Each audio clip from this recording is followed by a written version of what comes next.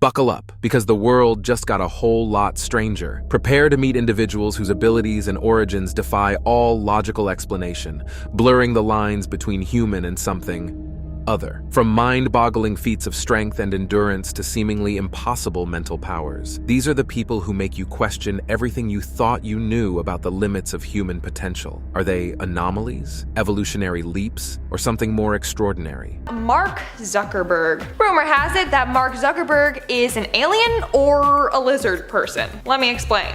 In a number of interviews, people notice that Mark Zuckerberg barely blinks.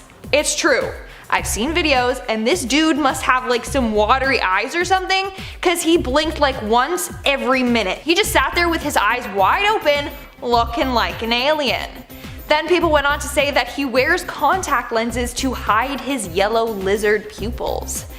Maybe that's why he's so smart, because he's an alien. Either that or he's a robot or something. His weird mannerisms has everyone spooked.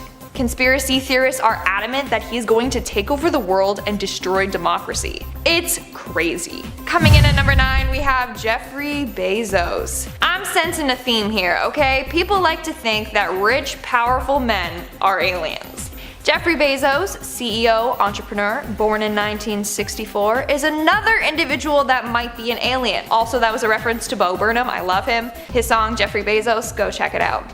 Not only is he very intelligent, but people have been studying his mannerisms and think there's something wrong with him. Take a look at this. But that was actually not supposed to be a bad pun. And then disclosure, you are... Is it just me, or is his laugh undeniably creepy? He keeps his eyes wide open and locked on his target while laughing. Also, it seems forced. Maybe aliens don't have any emotions, so he has to force himself to laugh at jokes so he seems normal. I don't even know what to think anymore. Also, side note, someone deepfaked Jeffrey into a Star Trek episode, and let's just say I'm now scarred for life. Is this a deception? Do you intend to destroy yourselves? Moving on to number 8, we have Alien Barbie. Ukrainian woman Valeria Lukanova is known as the human Barbie doll. She's got an impossible tiny waist, wide doll-like eyes, and a big bust. In fact, to achieve this look, she had some of her ribs removed. But not only is she a real-life Barbie doll, but she also claims that she's a time-traveling alien. Yes, you heard me correctly.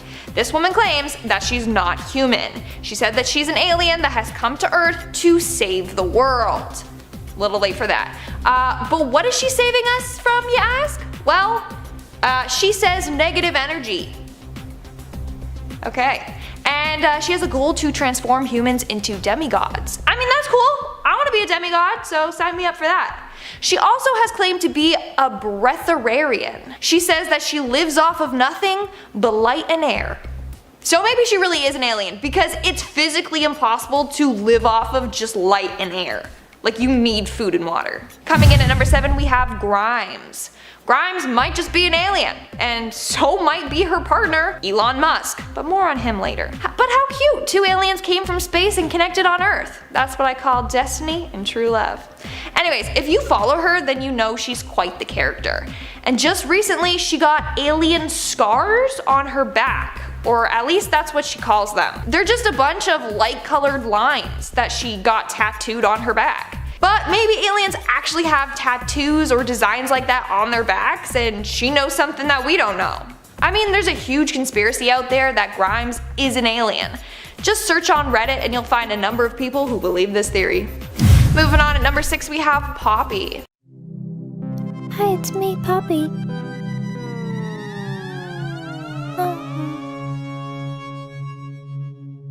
Hi, I'm Poppy. Poppy is an American singer, songwriter, musician, and YouTuber. She is known for her very unusual videos where she talks in a very soft and high-pitched voice. Is this just her persona or a stage act, or is she an alien? Now, there's so many different theories surrounding her. From being part of the Illuminati, to being created by the government, to being a hologram, to even being a robot. I'm telling you, there's tons of theories out there. But a more popular one is that she's an alien from space. Most of this is based off of her mannerisms in her videos and the fact that we hardly know anything about her true self. One video that really started this theory was one where she reacts to a Fine Bros video. In this video, she cited every single word that was shown from her older videos. And she did this without showing any emotions, and without even acknowledging the kids that were reacting to her. It's very weird to say the least. Hi, I'm Poppy. You're freaking me out. I wanted to see you. What the heck? Thanks for coming down here with me. We're now at our 5th and halfway mark with Steve Buscemi. And I just want to start off by saying that he's an amazing actor. Like, totally underrated, and I'm so happy talking about him because, also fun fact, we share the same birthday, so I just feel this connection to him. So Steve, if you're watching this, I want to be your friend. Anyways, people often judge Steve based off of his looks. I mean, I think he was on the list of like ugliest people in Hollywood or something like that, which like, that is mean. How did they get away with that? That's super hurtful. Lists like that just shouldn't exist, okay? But anyways, due to his unique appearance, people think that Steve is out of this world. They think that he's an alien or a cryptoid or something like that. There's even a bunch of memes out there making fun of Steve saying that he's an alien. I personally don't think he's one. Like, if we're judging based off looks, that's just mean. He's a great guy. But I still put him on this list for all you people out there that think that he could be one. Watch him actually be an alien. I'm like defending him. In our 4th spot, we have Tilda Swinton, who, might I add, is another incredible actor. Tilda's range is unbelievable. She is unrecognizable in some roles. Like, she goes from playing the White Witch in the Chronicles of Narnia, to the Ancient One in Doctor Strange, to Thora Thacker in Hail Caesar. She's just so versatile. And that's why some people think that she's an alien, because the ease in which she can transform her appearance and look like a completely different person, or the ease in which she can change her personality and behave like a completely different person. I mean, I just call that good acting, but then other people are like, aliens! Also, people think that she's an alien because she has a unique appearance. Again, let's not judge a book by its cover here. It seems like the people trying to behave normally are the ones we should be concerned about, okay? In our 3rd spot, we have Bill Gates. I wish I had the amount of wealth that Bill Gates had, and now he's single, so Bill, hit me up. Just kidding. You're too old for me. Anyways, according to some people, Bill is an alien. How come aliens always have to be the richest people? Like, seriously, you got Mark, you got Jeffrey Bezos, and now Bill. How come all the alien dudes are rich? Anyways, the main reason why people think that he's an alien is due to his advanced knowledge on computers and technology. So aliens are supposed to be highly advanced creatures. They created highly advanced spacecrafts to travel throughout space and to Earth. Maybe Bill was sent from space to help advance human life. And then he liked it so much here that he decided to stick around. Or maybe he got too famous and was like, oh crap, I can't just disappear from the public eye. They're gonna wonder where I went. And now he's kind of stuck on Earth against his will. Moving on to number 2, we have Stephen Colbert. Honestly, he's the last person I would think to be an alien. But that's a good thing, right? It means that he's being stealthy about it. It's always the people you least expect. So a woman named Liz Brown came up with proof as to why she believes Stephen is an alien. Her first point is his intelligence. She said, and I quote, "A recent report showed that viewers of the Colbert Report are more well-informed about political and social issues than viewers of legitimate news programs on ABC or CNN. Most alien experts agree that our interplanetary friends have a level of intelligence far beyond human capabilities. Of course, this could also mean that regular Colbert Report viewers are being groomed for abduction." End of quote. Imagine that, Stephen using his show to gain fans and then abduct them and use them in tests run by aliens. The next point she made is his immunity from diseases. She said that she has never seen him get sick. She said, and I quote, "What kind of regular human beings can consume Bud Light Lime on a regular basis on air and still not get sick?" End quote. She's kind of got a point there. She then also went on to talk about Stephen's love for space. In 2009, he made a public campaign telling his viewers to vote for the new treadmill on the International Space Station to be named after him. Why did he want this so badly?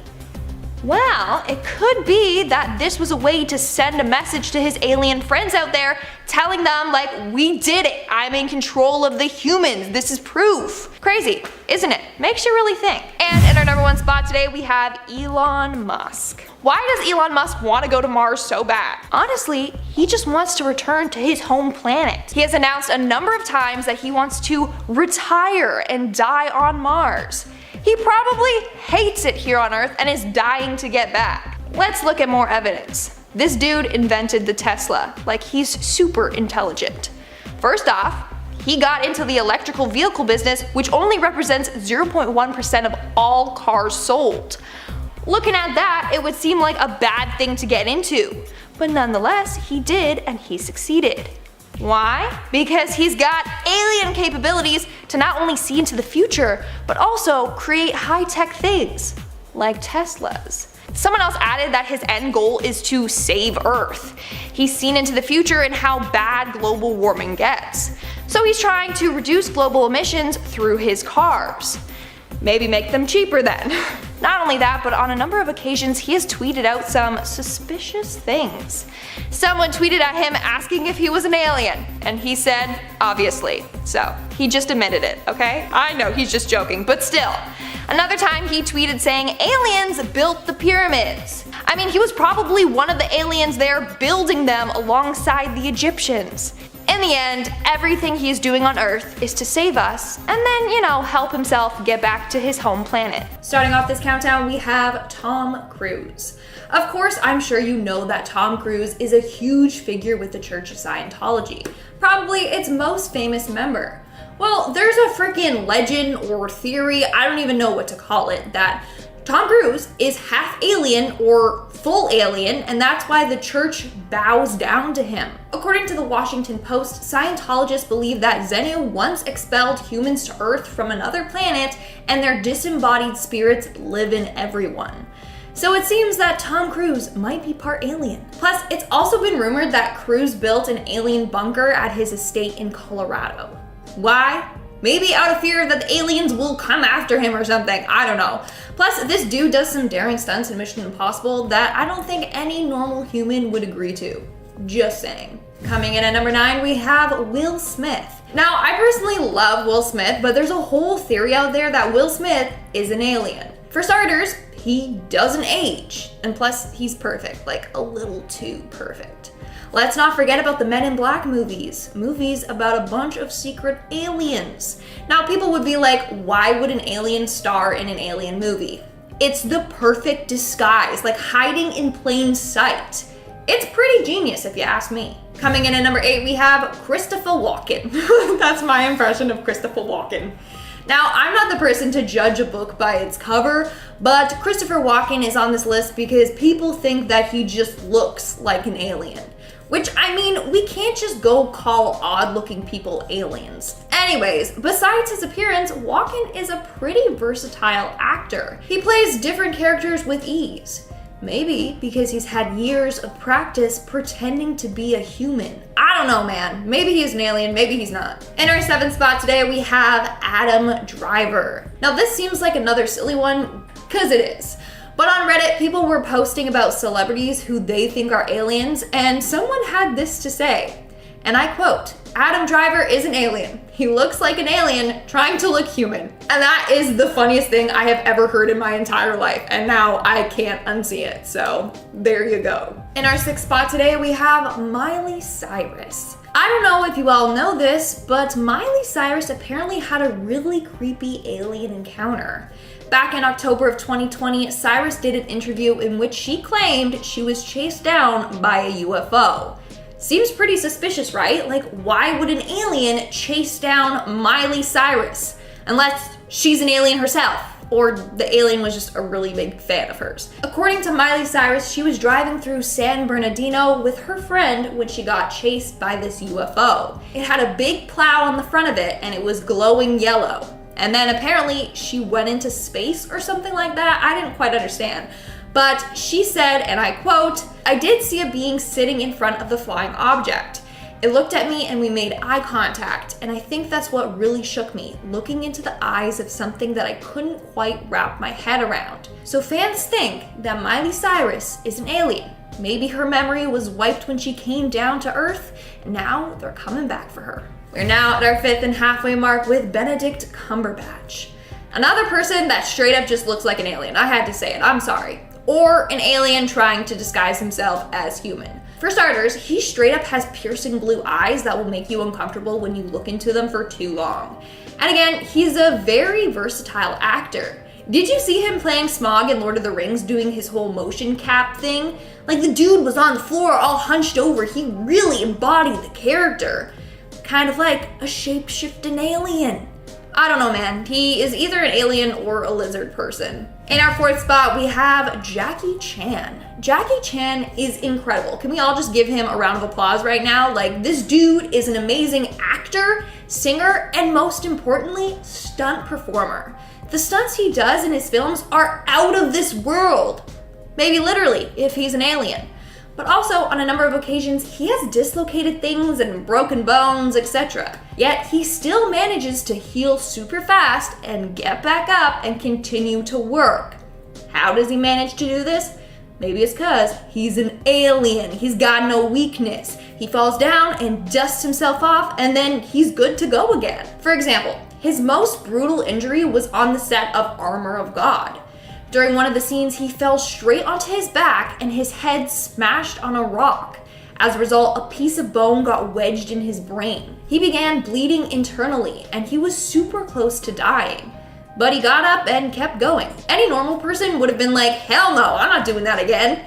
But not Jackie, because he's an alien. In our 3rd spot, we have Elvis. Now, this one took me by surprise, but there's a whole bunch of people that believe that Elvis is an alien. And actually, he faked his death. Why? Well, obviously, humans can't live forever, and he needed to go back to his home planet. But he misses Earth, so he comes back to visit every so often. And that's why people have claimed to have seen him. The first sighting was right after his death. They saw a man headed to Memphis airport that looked exactly like Elvis. The man purchased a one-way ticket to Argentina under the name John Burroughs, which was the alias Elvis used when booking hotels. Not only that, but on December 31st, 1977, a photo surfaced of what appeared to be Elvis sitting in Mike Joseph's pool house. And there have been many, many more sightings since. So maybe he's a frickin' alien. He just comes and goes to Earth as he pleases. In our 2nd spot today, we have the Queen of England. Queen Elizabeth II is another individual who people truly believe is an alien. For starters, this woman is 95 years old and is going strong. She seriously does not look 95 at all. It's not only her though. People think a lot of the members of the royal family are aliens or lizard people. Conspiracy theorist David Icke believes this and has proof to back it up. So he said, and I quote, "I have traveled and been to 50 countries to research it. It took the form of meeting people who tell of experiences of seeing people, often in positions of power, change from human form to a reptilian form and back again in front of their eyes." Not only that, but obviously back in the day, those reptilian alien people were worshipped and considered gods. The royals may have gotten their start as royalty because of their ancestors being these alien people. Plus, why are they obsessed with inbreeding among the royals? Okay, it's to keep the alienness within the family. And in our number 1 spot today, we have Donald Trump. There's actually so much evidence as to why Donald Trump is an alien that it's scary. I could do a whole video on that alone, but I gotta keep it brief for today's video. For starters, why would Donald Trump want to be president? I don't know, maybe to find out what the government knows about his own alien kind, or even to get more alien people in powerful positions. Not only that, but there's proof that Trump is a time traveler. As we know, aliens are advanced species. Chances are they know how to travel through time with their high-tech crafts. I've mentioned this before, but there's a book out there from the 1890s called The Last President. And it's a book literally about Donald Trump. It's about an unlikely presidential candidate that won the election. Sound familiar? Even freakier, the book talks about the Fifth Avenue Hotel. The address of the hotel in the book is the exact address where Trump's tower currently stands. But wait, there's more. There's a character named Laugh Pence in the book, you know, like the vice president, well, ex-vice president Mike Pence. Either the book was written about him or the aliens used the book as inspiration as to who they could disguise themselves as, you know, like use this as Donald Trump's backstory. I don't know, man. Maybe he's an alien.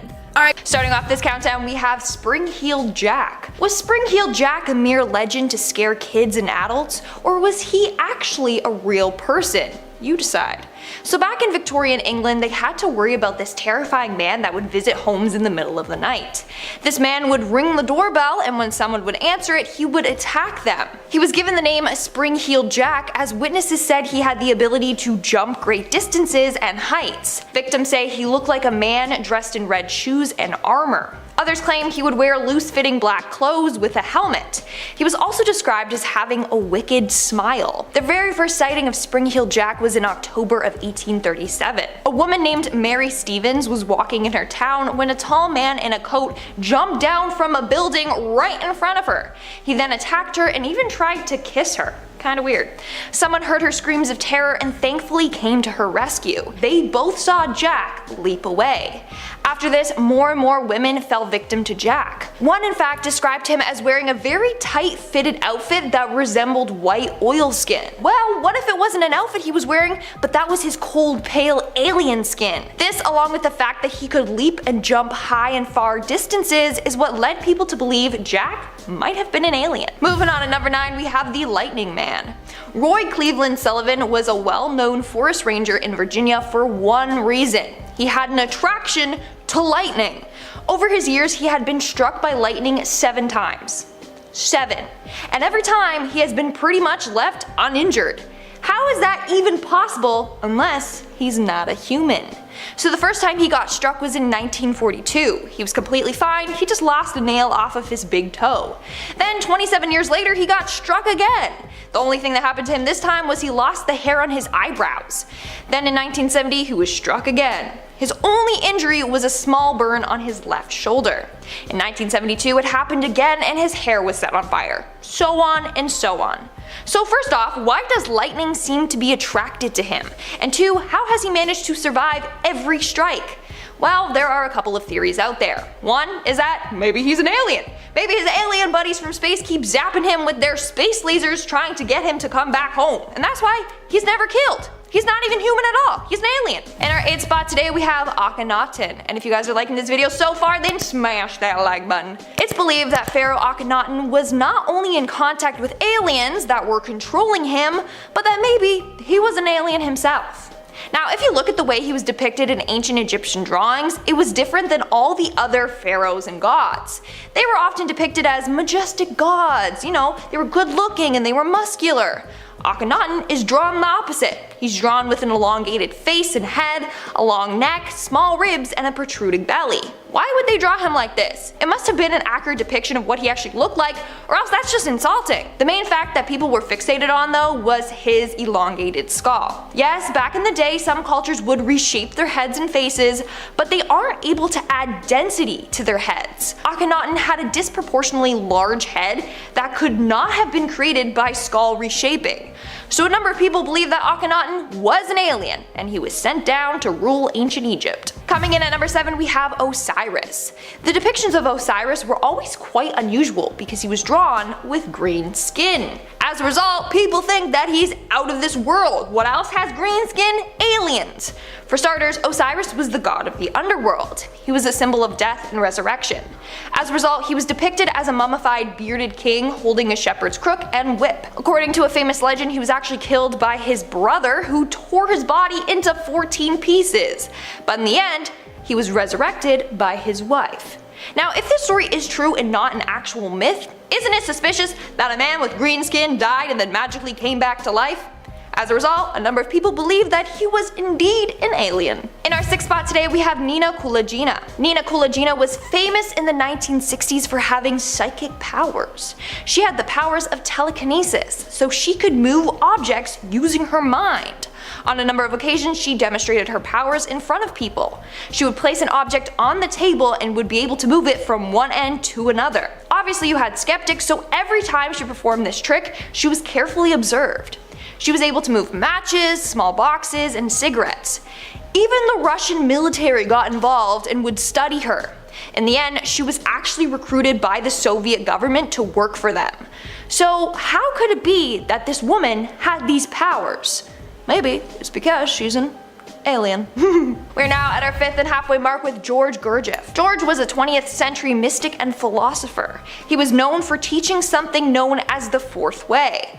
Basically, he believed that humans had a way to become more elite, that we just needed to awaken to a higher state of consciousness, and then we would be able to achieve full human potential.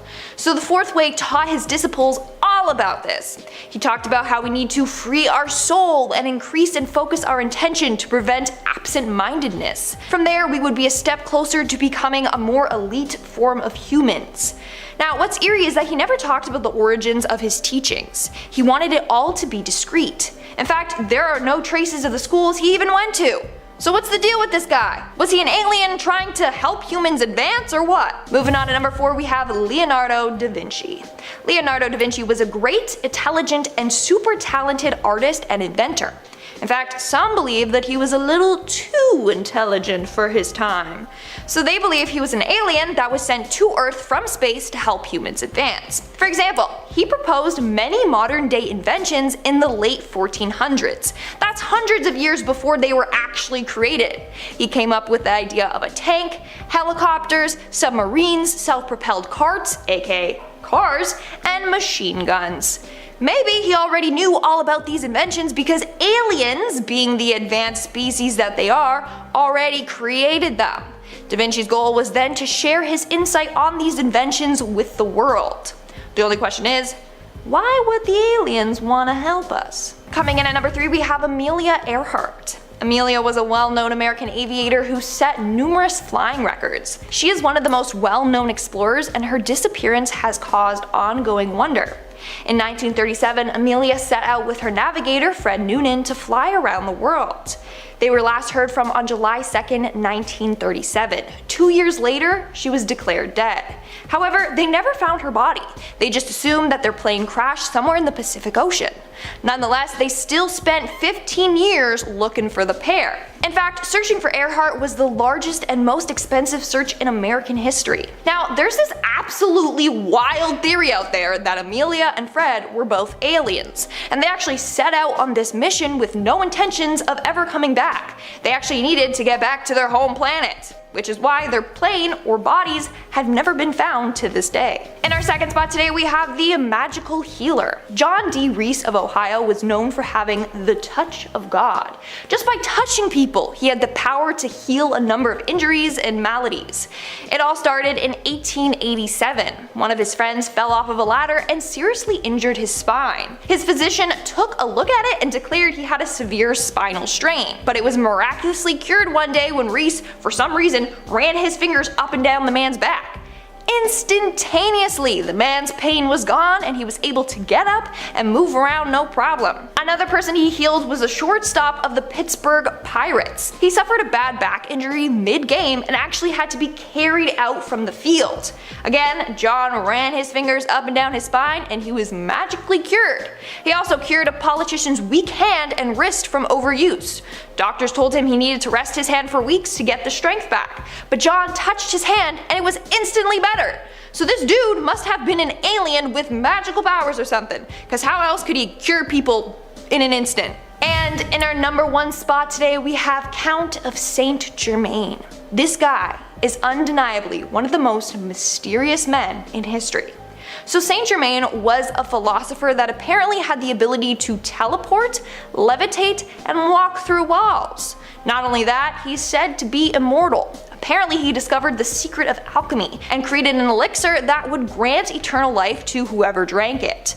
Now, we don't know much about him. Some people say he was born in the 1690s, whereas other people believe he was around during the birth of Jesus. One thing that's certain, he has appeared a number of times throughout history when he should have been dead. For example, it was 1760 and Saint Germain was invited for a soiree at the home of Madame de Pompadour, the mistress of King Louis XV of France. Now the Countess was shocked when she met him because he looked exactly the same, which was impossible because she met the Count in 1710 in Venice. When she met him, he was 45 years old. He shouldn't have been alive, but there he was and he had not aged a day.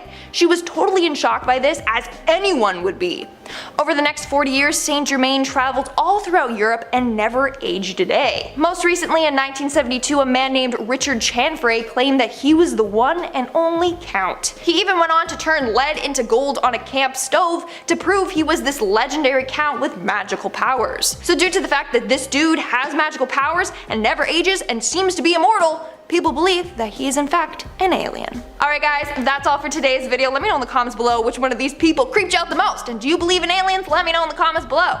What is the Blue Planet Project? Well, the Blue Planet Project is a global movement dealing with the Earth's water crisis, but who cares about that? We're talking about another Blue Planet Project, a top secret document leaked by a supposed whistleblower from the US government, leaking info about decades of cooperation between the US military and alien forces right here on Earth. The document was never meant to be seen by the public, but in 1991, an anonymous author released it. It was filled with sketches, notes, diagrams about different alien species and their advanced technology. Then in 2014, more supposed secret information was released in a book entitled Blue Planet Project: An Inquiry into Alien Life Forms. This one contained lost chapters and was full of info that had been left out of the original release. Info we'll be diving into in more detail, but in general it contains stuff that's been leaked by a number of whistleblowers. There's actually more than one author.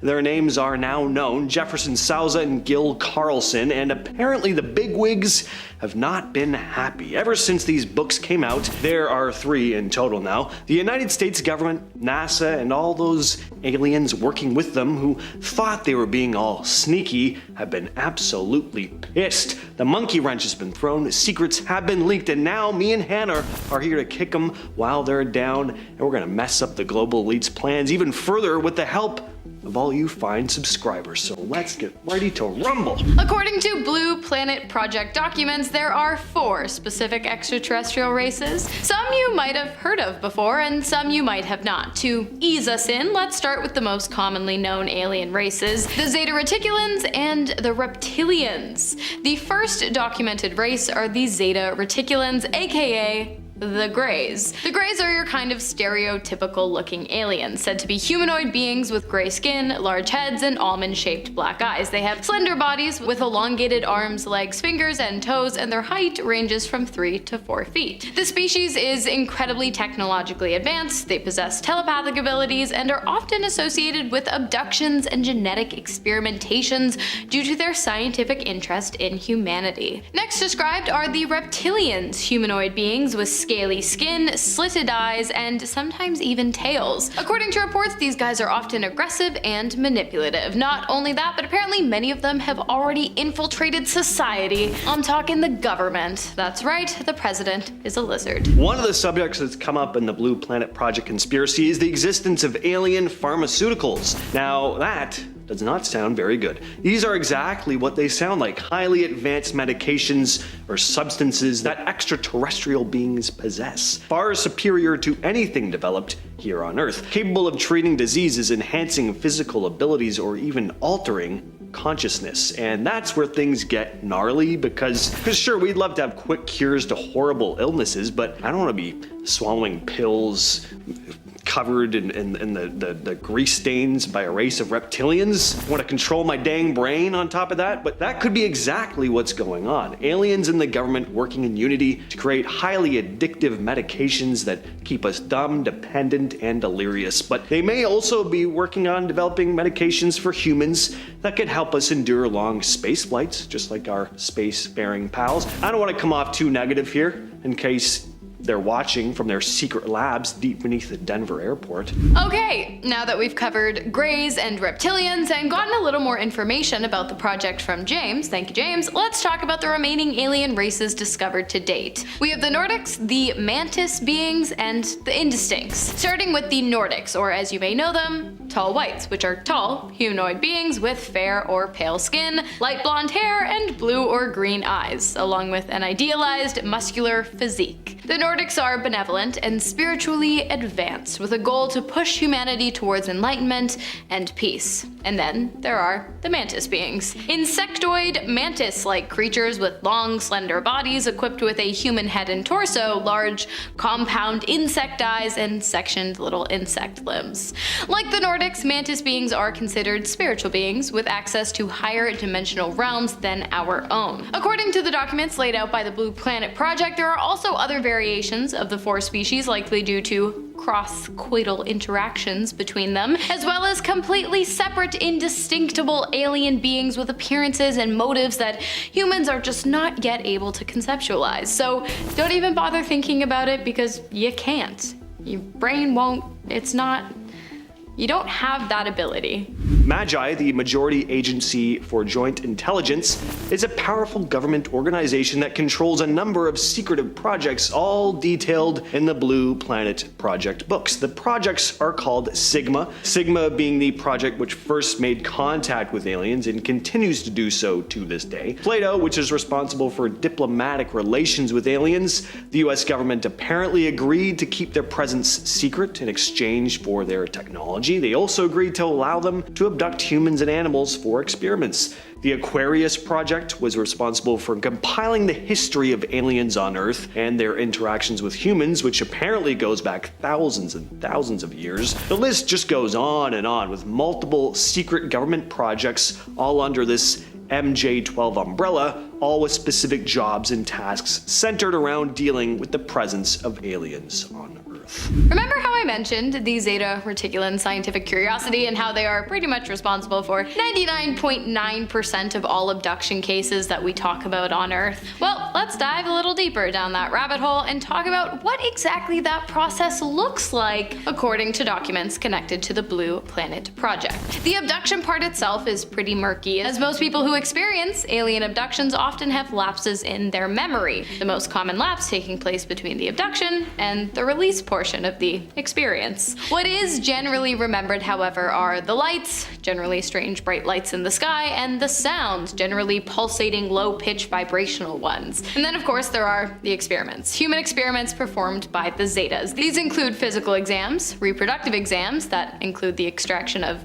genetic material, and neurological tests, which generally involve brain scans and probing. Those who have gone through the process and lived generally experience trauma, PTSD, and memory loss, which, in case you forgot, I already mentioned. Alright, so we got greys, reptilians, disgusting mantis people, and gorgeous Nordic aliens, apparently that the US government has been aware of and even working with for decades. But what does this all mean for us? Well, there's all kinds of directions or things like this can go, but we can essentially boil it down to two: bad and good. If you're a glass half full kind of person, you might see some benefit to aliens and humans working together. In fact, I might even actually have more faith in extraterrestrials setting out to help humanity than our own governments. Take those supposed alien pharmaceuticals, for example. I mean, they could revolutionize medicine. On the flip side, they might just be revolutionizing the government's ability to control us. Then there's the alien tech. The book talks about advanced spacecraft and alien propulsion systems. If we learned to use this technology, space travel would become as common as flying on planes. We might even be able to explore other planets and possibly find new places to live. But on the other hand, there's the potential for some pretty dark implications.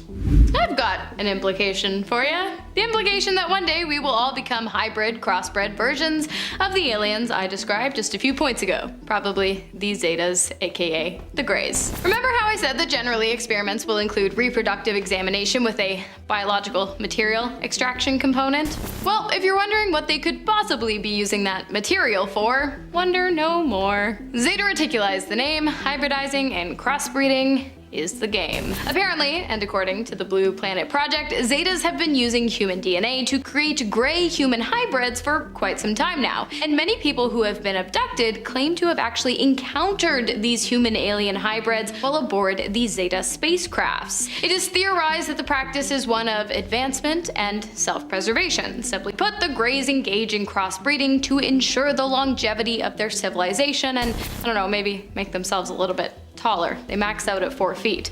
But if they wanted to try crossbreeding with a human, they could have just put out an ad on Craigslist. I'm sure there's like 100 guys who would gladly jump at the chance to jump on a Grey. They really don't need to be doing all that. Of course, this conspiracy ties into a whole bunch of conspiracies dealing with aliens, including, of course, the fact that the government could be covering them up. Area 51, Bob Lazar, Dulce Base, cases of UFOs being spotted by mass amounts of people, only for the cases to mysteriously go cold. Many conspiracy theorists and even just the general public who's not even super into this sort of thing can probably agree that the government keeps a lot of things under wraps, and what bigger secret could there be than the presence of alien life right here on Earth? Why this book ain't all over the news, plastered on every street corner, being talked about on every podcast seeking the truth is beyond me. I can understand not being super surprised about Greys in cahoots with the government. I mean, they're boring, but mantis beings? Everyone needs to be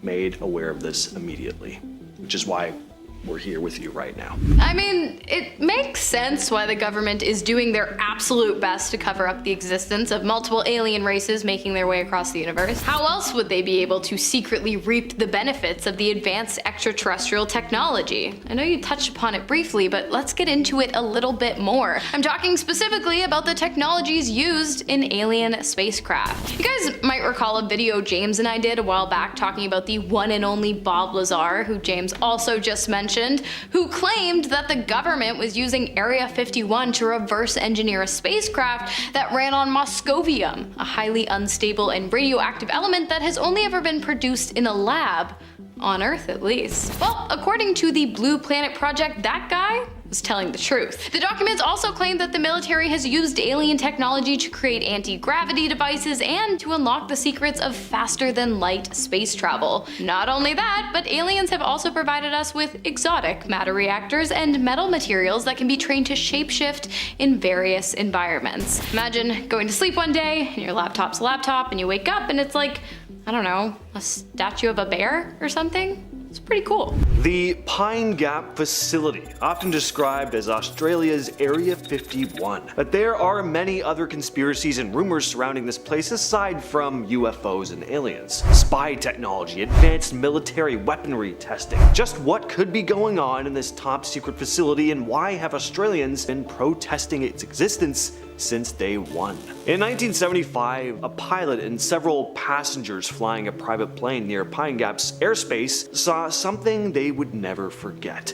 The facility had only started operating 5 years before. Everyone was wondering what the hell was really going on in there, and the passengers and crew were hoping they were gonna see something while flying overhead, and see something they did. A large white object appeared, taking off from the base at an incredibly high speed. The object moved so fast that it was nearly impossible for the witnesses to get a good look at it before it vanished into the sky. The pilot, upon landing, reported the sighting. They were told to wait for investigators, and when these investigators arrived, they supposedly told the group to keep their mouths shut about what they'd seen and to forget the incident entirely. Obviously, not all of them did, and if there wasn't already heavy speculation and controversy about this facility amongst the Australian public before, there certainly was now. Now, what exactly is the Pine Gap facility? Sitting right in the middle of the outback, not too far from the remote town of Alice Springs, officially it's known as the Joint Defense Facility Pine Gap, and it's run by both the US and Australian governments. But what exactly goes on there? Like with any facility like this, there's the official answer and the more speculative ones. The facility is decked out with some serious tech, you know, those big satellite dishes you see in movies. Pine Gap has plenty of them. They're used for all sorts of high-tech communication and surveillance activity. Officially, the facility is involved in intelligence gathering, satellite tracking, and missile detection. It's always been a controversial place though. It's seen a number of protests over the years, and many of them aren't even necessarily to do with the rumors and conspiracies, but they certainly don't help with its image. Pine Gap is rumored to be a secret site for advanced technology testing. Again, much like claims made about Area 51. A place where the military can try out their fancy new tech far away from the prying eyes of the public. And if you were gonna pick a spot for a test flight over your new advanced drone or aircraft, the Australian outback would be about as ideal as it gets.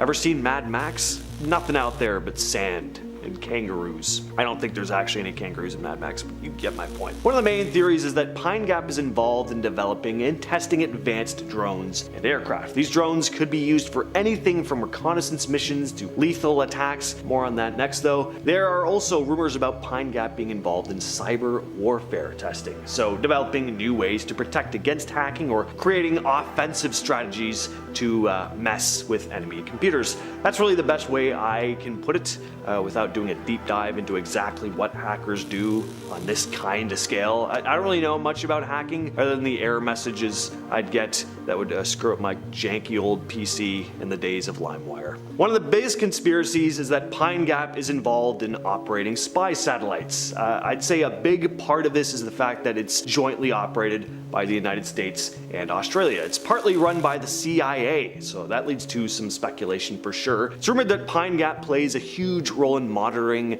communications, radar, and other electronic signals from all over the world. The facility's remote location and the sophisticated tech make it a pretty ideal setup for controlling and receiving data from spy satellites orbiting Earth. There's a lot of speculation that Pine Gap works with various intelligence agencies to gather information on foreign military activity, enemy organizations, and just various global threats. I mean, this is barely even in the realm of conspiracy. It is a fact. It's involved in intelligence gathering, so I don't think spy satellites are really all that much of a stretch. It's really more of a question of, well, what exactly does this entail? Of course, they don't provide specifics because that would kind of defeat the purpose of the whole spying thing. Another one of the numerous conspiracy theories surrounding Pine Gap is its alleged role as an NSA or National Security Agency listening post. Edward Snowden famously brought this up, and it certainly makes the whole thing feel a lot more credible. According to the theory, Pine Gap is involved in surveillance and data collection, targeting domestic and international communications, using its advanced listening technology to intercept phone calls, your emails. Edward Snowden isn't the only guy to come out having said this though. There are other whistleblower testimonies alleging that Pine Gap collaborates closely with the NSA to gather intelligence. Their claim is that the facility's ideal location and the powerful antennas make for intercepting large amounts of data, which is then processed and analyzed by intelligence analysts. Another intense rumor about Pine Gap is that it's involved in coordinating lethal drone strikes. Pine Gap is believed to have the tech and connections to control and direct drones used in targeted killings. So we already know they have the technology to efficiently gather intelligence and track targets, so once a target is identified, the data is sent to operators who can launch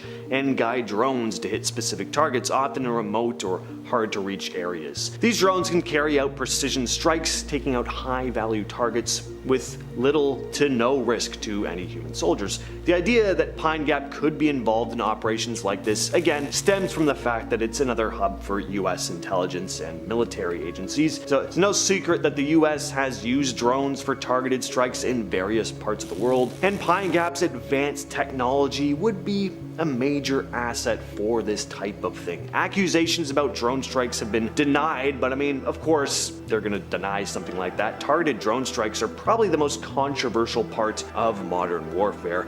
After one drone strike in July of 2013 in Pakistan, campaigners claimed the intelligence for the strike came from Pine Gap. There was a ton of outrage, and a number of human rights groups called for a UN inquiry into whether the Australian government could be seen as complicit in the strikes alongside the US military. There were even some allegations that Australian officials might have facilitated targeted killing, which would be against international law. Now on to the stuff you've all been waiting for, of course, aliens and UFOs. Pine Gap has been a hotspot for conspiracy theories involving extraterrestrial research pretty much ever since it began operations. Some people are convinced that the facility is hiding evidence of alien life and is deeply involved in studying them and their technology. And this isn't just a situation of like, oh well, a big top secret government facility, gotta be aliens, right? No, there have been a lot of strange sightings in the area surrounding Pine Gap. Some people will even claim that Pine Gap is part of a global network of secret bases that collaborate on extraterrestrial research. Again, the American involvement certainly plays into this, so Pine Gap may be another facility like Area 51, according to the conspiracy anyway, where captured alien technology is reverse engineered. This could mean everything from developing new energy sources to building advanced propulsion systems similar to ones aliens could be using. There's also rumors that Pine Gap has underground facilities specifically designed for housing alien artifacts and possibly even extraterrestrial beings themselves. Let's get into some detail on a UFO sighting specifically, shall we? One of the most talked about encounters at Pine Gap happened early in the morning on December 22nd of 1989. So 3 men were heading home after an all-night hunting trip when something out of the ordinary caught their attention. It was around 4:30 a.m. when they noticed what looked like a door. It was camouflaged to blend into its surroundings. Suddenly it opened right in front of them, and from behind it there was a huge metallic gray disc.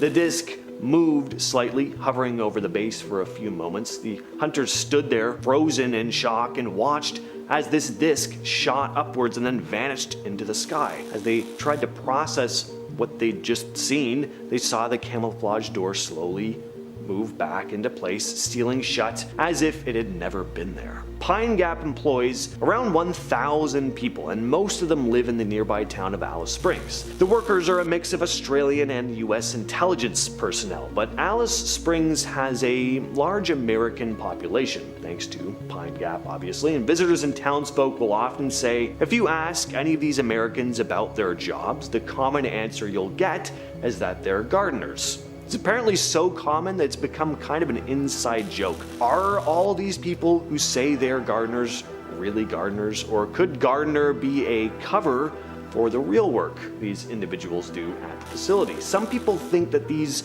so-called gardeners are involved in secretive operations at Pine Gap. Gardening, it's a pretty low-key profession, makes for a pretty convenient front for intelligence personnel and want to avoid drawing attention. At least that's what I'd say if everyone else hadn't picked that front too. I mean, you know, baker, carpenter, plenty of jobs to pick from, guys. Weather control. No, Pine Gap isn't even safe from accusations of weather control. This theory is pretty much exactly what it sounds like. The idea is that the facility has the capability to manipulate weather patterns using advanced technology to create or alter it. And maybe they have help from some of that alien technology they're reverse engineering.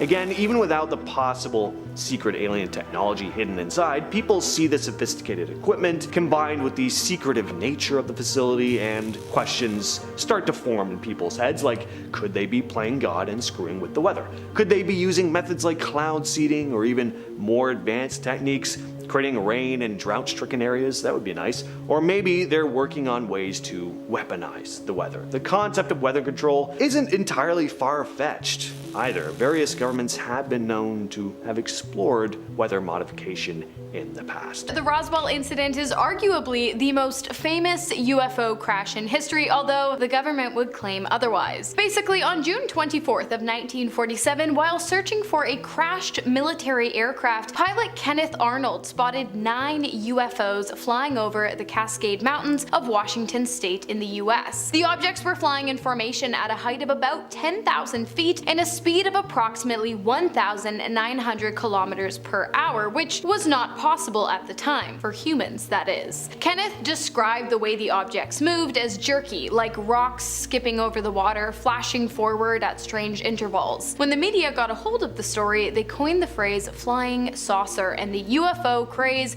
took off at hyperspeed, especially when on July 7th, a local rancher named Mac Brazel called the sheriff to let him know that one of those those objects had somehow ended up on his farm, and this came to be known as the Roswell incident. It was back in July of 1947 that something strange happened near Roswell, New Mexico. Something had crashed into the ground, into Brazel's farm. There were metal pieces, rubber strips, and a strange tin foil-like material. The nearby Roswell Army airfield was alerted. The military came out and collected the debris. At first, they issued a press release saying they had recovered an unknown flying disc.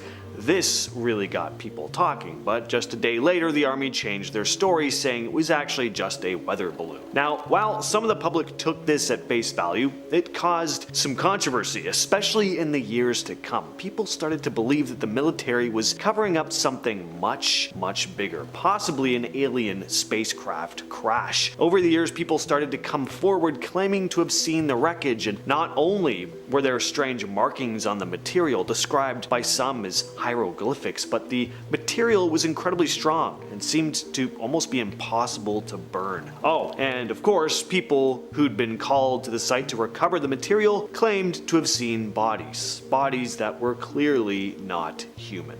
Over the years, many people have questioned the official explanation for this incident. Even former military personnel and locals said they saw strange things at the crash site, like debris that didn't look like it came from any known aircraft, and even small bodies that didn't seem human. In 1994, the US Air Force released a report saying the debris was from a top secret project called Project Mogul, a project that used high altitude balloons to detect Soviet nuclear tests. They said the unusual materials found were just parts of these balloons and their sensors, but this explanation didn't satisfy everyone. In 1997, on the 50th anniversary of the incident, the Air Force released another report to address the claims about these alien bodies. They said these were actually just crash test dummies used in military experiments, not extraterrestrial beings. But again, a lot of people were and still are highly skeptical of this. The Roswell incident happened less than 2 years after the atomic bombs were dropped on Japan in 1945. Those bombs were created through a secret project that lasted 3 years and had 3 main sites, including one in New Mexico. So if the government could keep the atomic bomb a secret for so long, why wouldn't they be able and willing to hide information about a crashed UFO landing? Plus, little mannequins? I think most people would look at that and be able to tell the difference between an alien and a crash test dummy. So this foreign object that landed on Mac Brazel's farm actually did so a few days prior to him calling into the sheriff's department. To be honest, he hadn't thought much of it until he started reading about Kenneth Arnold flying saucers and UFOs in the papers. Once he learned about the possible presence of technologically advanced ships with no known origin that likely came from outer space, he began to wonder if that was in fact what had landed on his farm just a few nights ago. And so he gathered up some of the debris and took them down to the local police station. In response, the sheriff immediately contacted the nearby army base, and soon intelligence officer Jesse Marcel had arrived on the scene and instructed Brazel to take him to the crash site so that the two could collect more debris. So let's talk about Jesse Marcel, the first military officer to step foot on the scene of the crash, because apparently Jesse had a lot to say, according to his son Jesse Jr., who went on to tell his father's story after his death in 1986. According to Jesse Jr., in 1947, when he was just 10 years old, his father woke him up in the middle of the night, excited after having visited the crash site. Jesse Jr. sat up as Jesse Sr. handed him some of the debris he had collected earlier that day on Brazel's farm, and he told Jesse Jr. to get a good look because the debris were something that he would never see again. They were not of this earth, and the pair simply could not make sense of them. Out of all of the debris his father had brought home, Jesse Jr. said that the one that fascinated him most was a small beam with purple-hued hieroglyphics. I suppose it's not difficult to see why the pair didn't believe the government when they released a report saying that what had been found on the Brazel's farm was nothing more than a discarded weather balloon. But of course, you don't mess with the government. And so for years, both Jesse Jr. and his father kept quiet about what they had seen. That is until in the late 1970s, a man named Stanton Friedman showed up asking questions. Stanton T. Friedman, a nuclear physicist turned ufologist, scientists tracked down Jesse Sr. after being tipped off that a retired military man might know something about the Roswell incident, something that had been kept from the public for the past 31 years. And it turns out he did. Jesse Sr. told Freeman that the weather balloon story had in fact been a cover-up, and that the original wreckage had been replaced with a weather balloon shortly after military personnel first arrived on the scene. Not only that, but Jesse claimed that despite what their superiors had wanted them to believe, it was incredibly clear to everyone working on the site that the object had in fact been an extraterrestrial spaceship with outstanding craftsmanship and incredibly advanced out-of-this-world technologies. Although, unfortunately, Jesse did claim that he never got to witness the alleged aliens inside of the craft being pulled out, but still, he's ex-military, he was there. It's a pretty compelling case if you ask me. There are also witnesses aside from Brazel's claiming to have seen some strange things. So many of these witnesses stayed silent for years, but eventually began speaking out to close friends or family about what they'd seen, still fearing repercussions from the government. There was another crash site about 40 miles from Brazel's ranch where more wreckage and alien bodies were said to be being recovered. A firefighter who went to this site claimed that he saw a large disc in the ground and several small, non-human bodies nearby. He said that military officials told him to keep quiet about what he saw. Sergeant Melvin Brown also shared his experience. He said he rode in a truck with the bodies from the crash site to Roswell Field and then stood guard at the hangar where they were first kept.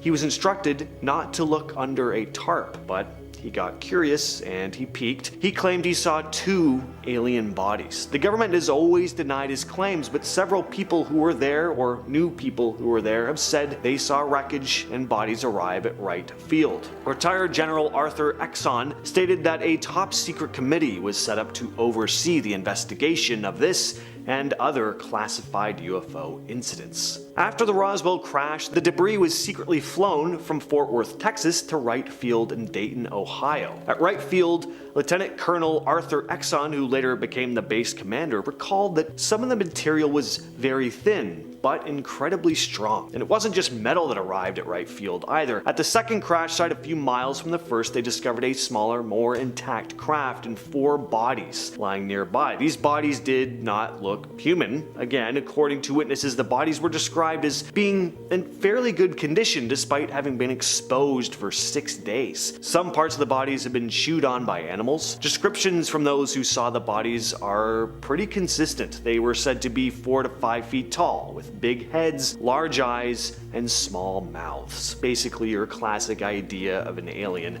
They had thin bodies with long arms and 4 fingers. An army nurse who worked on the initial autopsy described how fragile the skulls and bones were too. The bodies were quickly placed in large, sealed wooden crates, loaded onto a B-29 bomber and flown to Fort Worth before being sent to Wright Field. Now, the general public weren't the only ones concerned with the Roswell crash. In fact, one of the highest members of government was too, the president, which at the time was Harry S. Truman. After the incident took place, Truman became increasingly interested and concerned with UFOs, so much so that in 1948 he called a meeting with his military aide, Colonel Robert Laundrie, in the Oval Office to discuss UFO reports and what they might mean for the security of the country. Laundrie told Truman that, quote, all manner of objects and things were being seen in the sky by people as of late, which only led the president to worry more about the possibility of new, never-before-seen threats to the American people. And so Truman ordered a quarterly oral report from both Laundrie and the Air Force to be presented to him at the White House to discuss whether or not the UFO sightings would present any kind of immediate danger. Although neither the military or the Air Force were ever able or willing to provide Truman with any answers, the UFO sightings kept coming and officials became more and more confused. To this day, it's unclear what information the government has gathered on UFOs, but what we do know is that if they do in fact have concrete evidence supporting the existence of alien life forms, they sure as heck aren't sharing it with us.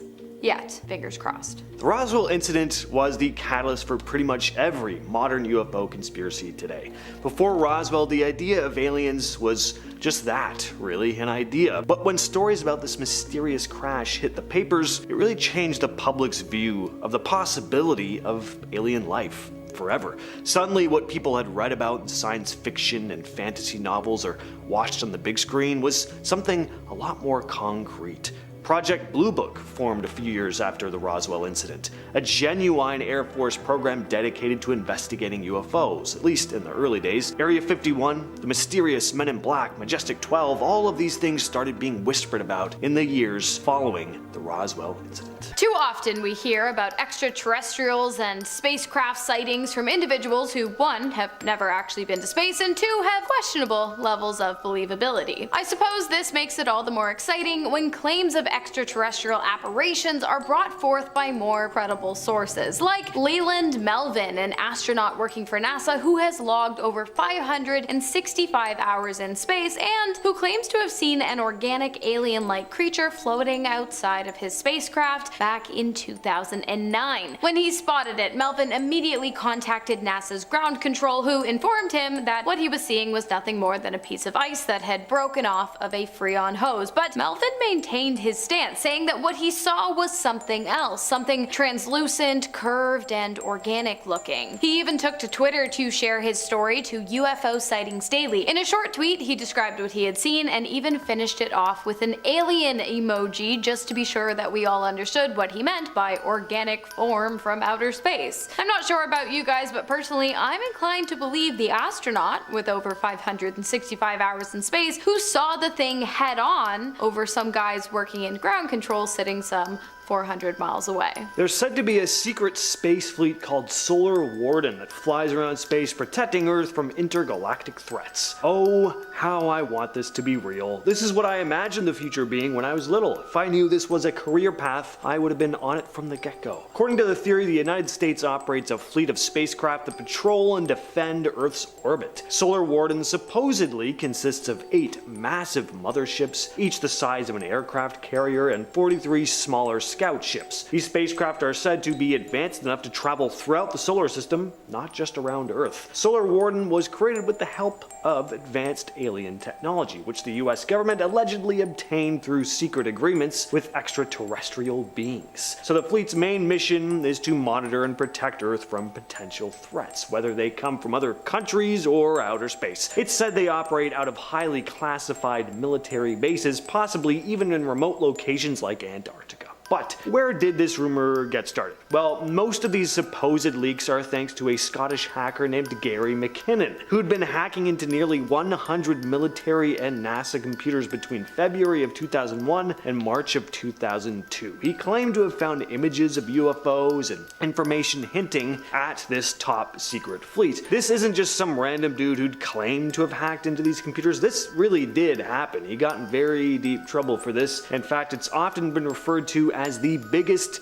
military computer hack of all time. Now, if you're gonna have a super secret space program, what better location is there than the moon? And what better name is there than Project Moon Shadow? Allegedly, and according to self-proclaimed space program insiders Randy Kramer, Corey Good, and Tony Rodriguez, Project Moon Shadow is a military abduction project that unfortunately obtains and trains its assets against their will. Not only that, but they create them against the will of their mothers as well. The whole thing is incredibly dark. Basically, according to Kramer, Good, and Rodriguez, for years the government has been genetically modifying embryos and inseminating unsuspecting women. When the inseminated women give birth, they stay with their sons or daughters for a couple years before the government steps in and sweeps the youngsters away to a top secret military base located on the moon so that they can be trained in extraterrestrial telepathic communications, strategy, agility, and strength. When the soldiers are all grown up, they are handed weapons and deployed to various bases across the outskirts of Earth's atmosphere, where they spend the next 20 years until their retirement, protecting our planet, ready to defend it by any means necessary at a mere moment's notice. As if we couldn't get any more comic booky than Space Warden and what Hannah just talked about, the Dark Fleet. Let's talk about them. There's a theory about a secret fleet of advanced spacecraft operating in deep space. Separate from other known space programs, this organization is in direct opposition to Space Warden. They're said to be made up of remnants of the Third Reich, and not only do they operate in space, working alongside hostile alien species, mainly reptilians, they're also said to be behind some of the darkest top secret programs right here on Earth. Having infiltrated the United States government to carry out things like Operation Paperclip, this fleet allegedly has some of the most advanced technology far beyond what the public is aware of. The spacecraft are described as large, heavily armed, and capable of traveling vast distances across the galaxy. Some say the Dark Fleet is based on the dark side of the moon or in hidden bases scattered throughout the solar system. These bases are supposedly well guarded and completely off limits to anyone not directly involved with the program. This is all outlined in a book called The Dark Fleet by Len Kasten, so if it sounds interesting to you, then check it out. In 2020, Haim Eshed, a former Israeli security chief who once headed the Space Doctorate of Israel's Defense Ministry, decided that enough was enough and revealed a major alien conspiracy theory to the world. He claimed that there was a secret intergalactic federation that communicated with some of the highest-ranking officials on Earth, including the President of the United States, so that both humans and extraterrestrials could better understand one another and also work together to better understand the secrets of the universe. Furthermore, Eshed stated that while as far as the public knows humans have yet to settle on Mars, there is actually already an underground secret bunker located on the Red Planet. Haim also stated that at one point former President Donald Trump sought to reveal the organization to the world, but he was advised against it by human members of the Federation who believed it would cause mass hysteria and uncertain times. A sentiment shared by the extraterrestrial members of the Federation as well, who, according to Eshed, claimed that humanity was not yet ready to accept the truth. Are you? So many governments around the world are looking to establish a presence in space. Russia and China are rumored to have space military capabilities, and the US and France have launched their own space forces. In 2019, Donald Trump created the US Space Force as a new branch of the armed forces. The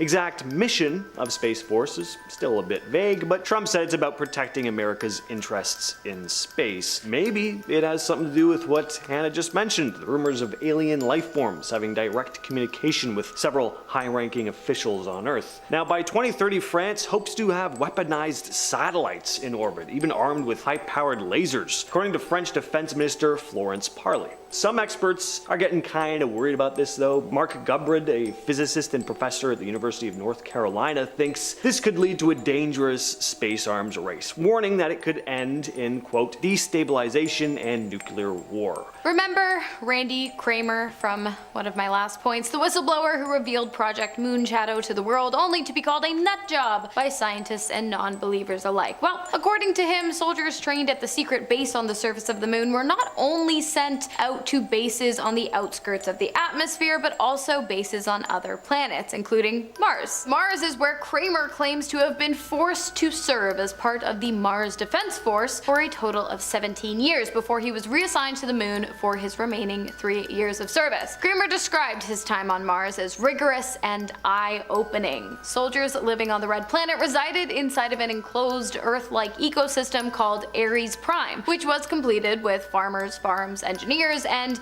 bureaucratic governments. After Kramer's 20 years of service came to an end, his memory was wiped. His age regressed back to the age he was when he entered into the program, and then he was sent back in time to the original date of his departure to join the Moonshadow Project. So how could he possibly know any of this? Well, according to Kramer, as well as aforementioned Good and Rodriguez, along with various other sources, 2 to 5% of participants in the program are actually immune to this memory erasure, and these are the ones who go on to spill the secrets of intergalactic warfare happening right above our heads. Is there an advanced organization that is broken off from established government bodies, which has access to classified science data? Well, author and historian Richard Dolan thinks so. In his book The Secret Space Program and Breakaway Civilization, Dolan discusses the possibility of an elite group of humans who have separated from mainstream society using advanced technologies and assistance from extraterrestrials to build colonies on other planets and moons. Again, very cool idea, but it also sounds like the setting for a Power Rangers series rather than something that actually exists in real life. But could this breakaway civilization be what Haim Eshed was referring to, having built an underground colony on Mars? I hope. Could be cool. With all this talk of intergalactic military bases and force compliance, I thought it might be fun for us to take a moment to talk about a secret NASA tried to keep about one of the most famous and well-known space flights to date, the Apollo 12 moon landing mission. Playboys in space. That's right, on the Apollo 12 mission, astronauts Alan Bean and Pete Conrad got quite the surprise when they opened up their logbooks to find pictures of naked women tucked neatly in between pages containing incredibly important life or death mission tasks. Right away they knew that the pages had been placed there by their backup commander Dave Scott as a practical joke, but knowing that their every word was being recorded, they remained quiet so as to not piss off the taxpayers funding the mission, many of whom they assumed would not be amused by the astronauts taking part in practical jokes while attempting to flawlessly execute a multi-billion-dollar moon landing effort. They did, however, giggle a lot and often about the prank, which led many people on Earth to worry that Conrad and Bean might have been suffering from some kind of space madness. But nope, they were just teenage boys in love with naked women printed out on magazines. Of all the alien species rumored to exist, seems the ones we have the closest ties with are the Greys. And if this is the first time you've heard about the Greys, probably also the first time you're watching this channel, so hello, welcome. The Greys are basically your classic, hairless, short little gray aliens with big black eyes. They even have their own emoji. Well, for decades or even longer, people have been reporting spotting these beings, and there are some who believe the United States government has direct contact with them, not just having recovered their technology and doing experiments on dead alien bodies, but actually having formed an alliance with them. Organizations like Majestic 12 and top secret facilities like Pine Gap and Area 51 are rumored to be involved. Starting us off at the number 10 spot is the late Queen Elizabeth II. So it's no secret that there are quite a lot of people out there who are not fans of the royal family. And while for some it might just be about an overall lack of likeness towards the monarchy, there are many out there whose hatred stems from a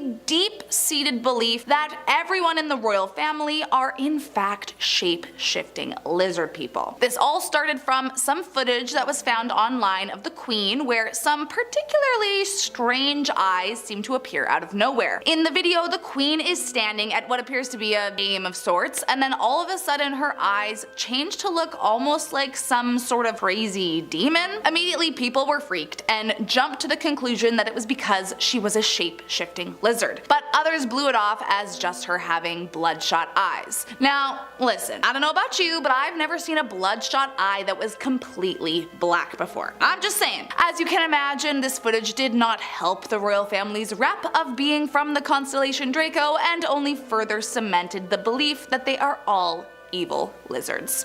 What do you think? Coming in at number 9 is Katy Perry. So here's the thing about lizard people. They tend to be exclusively pinned on celebrities. Now there is some reasoning behind this. It's because the shapeshifters are supposed to be evil, and so they take over the bodies of celebrities or leaders in order to be able to have the power to wreak havoc on our world. One of the celebs that people swear is a lizard is none other than Miss Teenage Dream herself, Katy Perry. The footage that brought her into this world comes from an interview she did years ago where for just a millisecond it appears like her eyes change color from a sort of blue to green, and just for a second it looks like her pupils turn into slits. Oh, I should mention that apparently a calling card of these lizard people is that they have green eyes, so her eyes supposedly changing to green was seen as proof of her real lizard self peeking through. Suspicious? You tell me. Next up at number 8 is Rihanna. I refuse to believe that Riri could be an evil reptile alien sent here to wreak havoc and cause evil, because number 1, she's like the chillest human ever, and 2, I mean, she's Rihanna, so I don't want it to be true. But it looks like even the good ones aren't safe according to believers of the lizard people. The proof comes from some kinda sus footage from what looks like a live talk show or something, and even though it's a bit blurry, it does look like there's something weird going on. If you pay close attention, it does appear that her eyes turn into slits for just a millisecond before turning back to normal. I mean, should we be worried? Could she really be a lizard person? I mean, even if she was, she would easily be the most beautiful lizard person I've ever seen, so at least there's that. Coming in at number 7 is Angelina Jolie. From what I have come to understand about the conspiracy race of the shape-shifting reptiles that walk the earth with us is that more often than not, it is the eyes that give them away. Maybe their eyes are the hardest to control shape-shifting wise? I'm not totally sure, to be honest, but either way, there are definitely some strange videos out there with some weird things going on in the eyeball region. One of these videos is of A-lister Angelina Jolie. In this particular interview, you can see she's blinking her eyes a ton, which you might not think much of, but when you zoom in really tight and slow down the footage, you can see that there is a half a millisecond where it looks like her pupils elongate into slits before snapping right back into normal. My question is, does the blinking have anything to do with the trying to control their eyes from changing? Again, I have no clue what's true and have no facts to back that up, but the video is for sure a little strange. Next up at number 6 is Shakira. Once again, another pop princess with the voice of an angel has been accused of being one of the evil lizard people sent to destroy the planet. The clip that caused the uproar is from an interview a few years ago where, yep, you guessed it, her eyes slightly changed shape for a millisecond. For starters, her eyes are already quite dark, so it's a little hard to tell at first, but when the video gets slowed down and you zoom in, I will admit I can kind of see where people are going with the whole eyes changing thing. There is a moment where it does kind of look like her pupils shift into a thinner shape, and dare I say the iris kind of goes more coppery?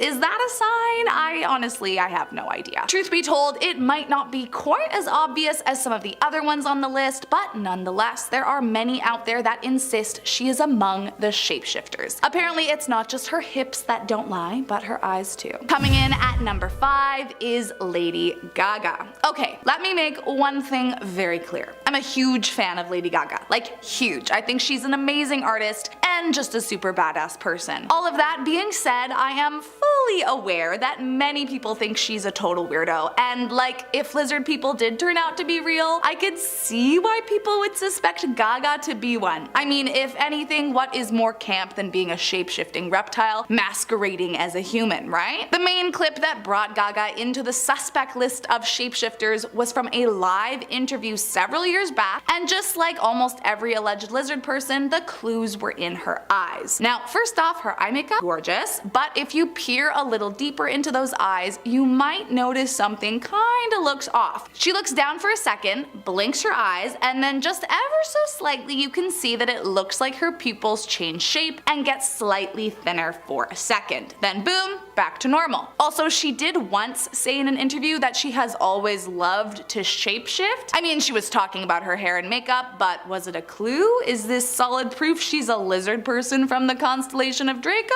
I guess it depends on who you ask. Next up at number 4 is Isaiah Carey. Several years back in 1995, there was a reporter for NBC who became an overnight sensation after a hilarious video of him swallowing a grasshopper aired during a live broadcast. People kind of fell in love with him because he had such a huge reaction and totally switched up his entire demeanor after he accidentally swallowed the bug. However, not too long after, some people noticed something was a little off about the video, and some even started to wonder if swallowing the bug was an accident at all. What's strange about this video is that if you pay close enough attention, kinda looks like his tongue is actually aiming for the bug, just like a frog reaching for a fly. Not to mention, he has quite a big tongue compared to most people, and it kinda looks a little pointy. Either way, after he swallows the bug, he immediately turns away from the camera, and some have suggested this is to hide any further evidence that he was actively shapeshifting at the time. But also, I would probably turn away from a camera if a bug flew into my mouth without warning too. I don't know, man. Either way, the video is hilarious, so let me know what you think. Evil reptile or funny human? Coming in at number 3 is a mysterious creature. So this video is definitely one of the weirder ones on this list, cause like, actually, what the heck is happening? Inside what appears to be some sort of cave, a pair of glowing orb eyeball things peek out from behind the wall, but when whoever is actually holding the camera advances on them, they quickly retreat back behind the wall. Like, not gonna lie, it's kind of creepy. The creature then continues to peek out to see if the cameraman is gone before stepping out completely, showing its unnerving form, and then suddenly bolting away deeper into the cave, never to be seen again. Now, the real question, of course, what is it? Is it a shapeshifter, a weird alien, some other weird thing we have never heard of or seen before? I mean, all I know is I would not want to see that alone in a dark cave by myself. I just have a bad feeling it would kill me and eat my flesh. I'm just saying. Coming in at number 2, a security guard. It goes without saying that presidents are not going to really go anywhere without their security guards. But what do we really know about their security? And if there is reason to believe that politicians themselves are a part of the alien lizard race, then wouldn't it make sense that their protection would be too? Well, speaking of, back in 2012, during a speech made by President Obama, footage of the audience captured a peculiar looking security guard in the crowd. At first glance, you might think it's just like a pale, bald dude standing there, but when they pan to the side, it straight up looks like he has no ears. I mean, what is going on here? It's giving Voldemort, if you ask me. Even weirder is when the video zooms in. If you really pay attention, it kind of looks like his head is pulsating, which, truth be told, I have no clue what that could be about, but lots of people have come forward saying it's definitely footage of him shape-shifting right before our eyes. I mean, would that mean that everyone in the CIA is a lizard person, or just a select few? I want to know how it's decided what people get taken over by the alien lizard overlords. What is their system is all. I'm just wondering. And last up today in our number 1 spot is Timothy Geithner. As I mentioned, it's not just A-list movie star celebs that have been accused of being a part of the lizard race taking over mankind. Among some of the most accused are politicians and even the staff that work under them. Former Secretary of the Treasury under President Obama's presidency is among one of those that some have come to believe is a dangerous lizard person hiding behind the face of a human man. The clip that raised some eyebrows and added him into the long list of potential involved personnel came from some kind of speech, and it definitely is very odd. Unlike most of the others on this list, it wasn't his eyes that had people questioning him, but the skin surrounding them. For a moment in the video, it looks like Timothy shifts into his reptile form, and the scales begin to show through the skin around his eyes, until suddenly he touches his face and it magically disappears. Like, could this be faked? I mean, of course it could, it's the internet. But like, was it? Or is it just a really super creepy video proving an alien race of lizard people? You tell me, man. Coming in at number 10, we have WOW. The WOW signal of 1977. Over 40 years ago, the Big Ear Radio Telescope of Ohio State University detected something very strange indeed. An intense radio signal coming from the constellation of Sagittarius, which is about 5,000 light years away, was kicking off. The surprising sound lasted for 72 seconds and then was never heard of again. This is what it sounded like.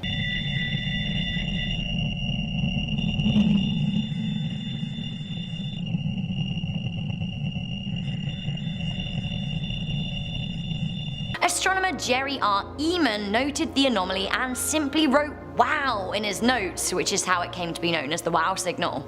Wow. Many scientists agree that it sounded like it could be of extraterrestrial origin. To this day, it remains one of the most convincing pieces of evidence for having experienced alien contact. Now, if aliens were trying to contact us though, it's likely that they would be long dead by now, as the area of space that the signal was coming from actually probably would have taken thousands of years to reach us. Coming in at number 9, we have the Silpho secret. In February 2018, a box containing alien hieroglyphics were found, and they were very similar to those found on the wreckage of the UFO that crashed in Roswell, New Mexico in 1947. The box was part of a recovered wreckage from an unidentified flying object that crashed in Seafoam Moor in Scarborough. The The box was part of recovered wreckage from an unidentified flying object that crashed in Silpho Moor in Scarborough, England. The remains had been housed at London's Science Museum since 1963, 5 years after the crash, which happened around the same time that Sputnik was launched. In 2018, a box containing fragments from the crash was rediscovered, and when a piece of the base was cut open, out came a book made of copper sheets, and they were found to contain strange symbols. A local cafe owner, Philip Longbottom, to me that sounds like a bit of a fake name, but sure, he said that he had translated the symbols and that they were a message from an alien called Ulo. Ulo was warning the human race to improve or disappear. Wah wah wah. Coming in at number 8, we have the Phoenix Lights. Were aliens trying to send a message with a light show? Some people certainly think so. It seems that in March 1997, over 20 years ago, a lot of people from Arizona and Nevada in the United States, as well as thousands of people from Mexico, reported seeing large spherical lights of different colors in the sky. Many say they saw red, orange, yellow, and white lights flying around with no explanation. People believed that they were coming from triangular, unidentified flying objects. Now, I know what you're thinking, this sounds like a hoax, with people jumping on the bandwagon, but aside from there being thousands of reports, it seems that actually many credible sources came forward to say that they themselves had seen the lights. This included the Arizona governor at the time, Fife Symington. On record, he said it was bigger than anything that he has ever seen, and it remains a great mystery. Interestingly, some people reported an amnesia-like state following their exposure to the lights. Some say the flyby light show was a way in which aliens were trying to communicate with them. Coming in at number 7, we have the Roar. It has been 13 years since space roared right at us. Blimey. So the story goes that in 2006, while the rest of us were listening to British indie and watching the World Cup and mourning the death of Steve Irwin, a group of California astronomers heard something very, very loud. Like, seriously, really, really, really loud. The Californian team were attempting to detect the very first stars in the universe, but instead of recording ancient cosmic light, they heard an almighty radio wave roar. In fact, this roar was 6 times greater than the combined emission of all known radio sources ever made, so, well, that's some space lion. While this wasn't the sound of the Big Bang, it was the sound of something mysterious from the early beginnings of the universe. Was it a message from our creators? We don't know.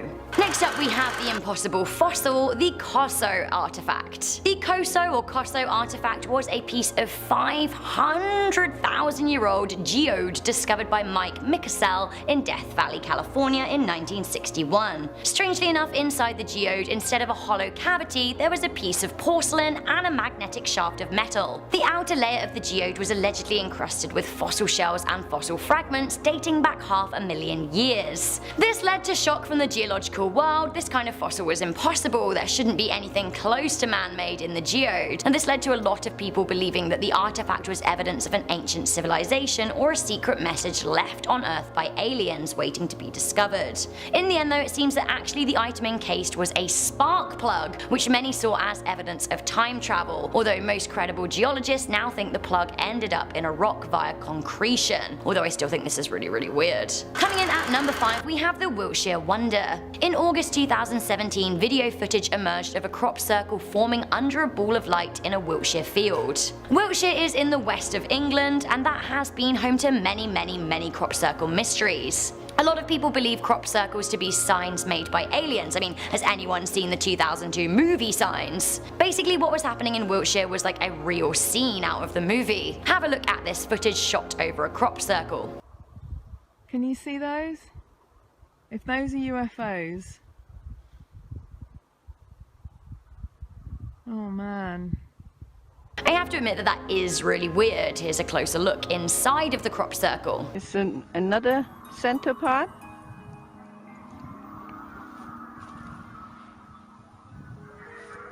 And here is the circle from above.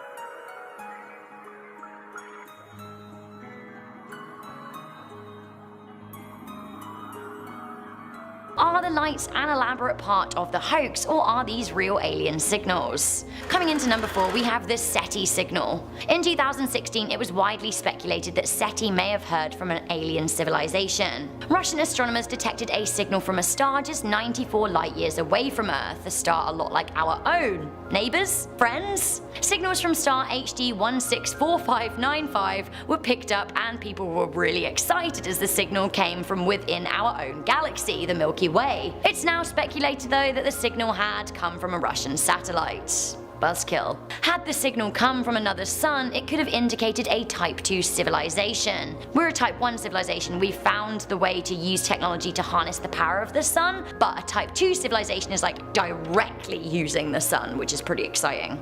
Coming in at number 3, we have the ancient travelers of Salamanca. The Cathedral of Salamanca was built between 1513 and 1733 in Spain, so long before humans had set their sights on space travel. So why then does the cathedral contain what is clearly an image of an astronaut in a space jacket? He's wearing a helmet and space boots and everything. Many people think that this is evidence that an alien society existed before ours. In actuality, it isn't a secret message at all. The cathedral was restored in the 1990s, and the stone carving of the astronaut was a later addition, perhaps a joke from an architect. It does continue to vex passers-by though. Coming into number 2, we have the fast radio bursts. For the past few years, scientists have been picking up strange signals from a distant galaxy as part of Breakthrough Listen. The Breakthrough Listen project set out to scan space for alien life or messages, and well, they may have done just that.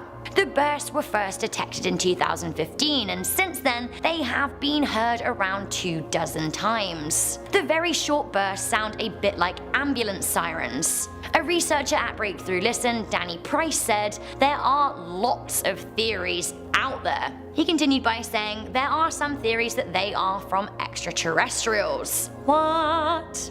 Other theories are that they actually could be the sounds of a big deep space event, like the sound of a star exploding, or perhaps the sound of a black hole, something along those lines. Right now, Breakthrough Listen are trying to figure out what they may mean and pinpoint where exactly they're coming from. Coming into number 1, we have Oumuamua. A Mau was first spotted from Hawaii in October 2018 and has since been heavily observed since. It's an interstellar alien comet that entered our solar system from a solar system beyond our very own, which is the first time that we have actually ever observed something truly alien close to home. The name it was given, Oumuamua, means messenger from afar. Some people think that the unusually shaped comet is actually an alien spaceship. They believe it's coming to deliver a secret message, or perhaps just checking out our hood. The reason people think it is a spaceship is because of its weird shape. It appears to be almost 10 times as long as it is wide. Rough calculations suggest it measures 100 feet by 100 feet by 600 feet, and that it spins on its axis every 7.5 hours. Now, we could only observe it as it flew by, but really, we have no idea what it is. Okay, so that was the top 10 scariest messages sent by aliens. Which did you think was the scariest? Now, this is where I would usually read out your comments, but instead I wanted to read this sentence from Stephen Hawking to close out our video. He said, "If aliens visit us, the outcome would be much as when Columbus landed in America, which didn't turn out well for the Native Americans. We only have to look at ourselves and see how intelligent life might develop into something we wouldn't want to meet." Great words from Stephen there, great words to live by.